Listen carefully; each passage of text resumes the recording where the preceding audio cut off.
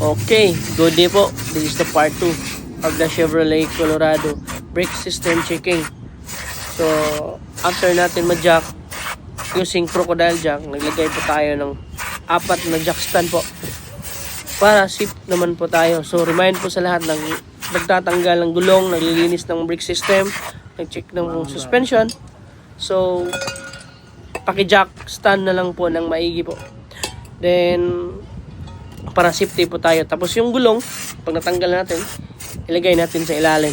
So, ito ngayon, nililinis natin yung brake drum para yung dumi na ginawa ng sasakyan natin doon sa brake shoe niya para matanggalin natin din. So, ayan, nililinis po natin. So, yung panglinis po talaga natin dito, so, which is ginagamit natin is yung brake cleaner po. Talaga para yung dumi talaga matanggal. So, we're going to proceed in the front. So, lilinis din natin. So, yan. Magkabilaan po din yun. Yung una natin is left side. Both left side, front at saka rear. Tapos, tinignan natin yung brake pads. So, glad to the owner kasi makapal pa kasi yung brake pads. So, hindi pa tayo magpapalit. So, most likely, aabot pa yan ng 1 year.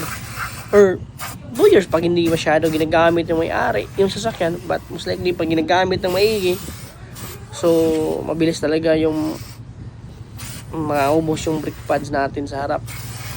So after ng cleaning, magkabilaan din po niyan.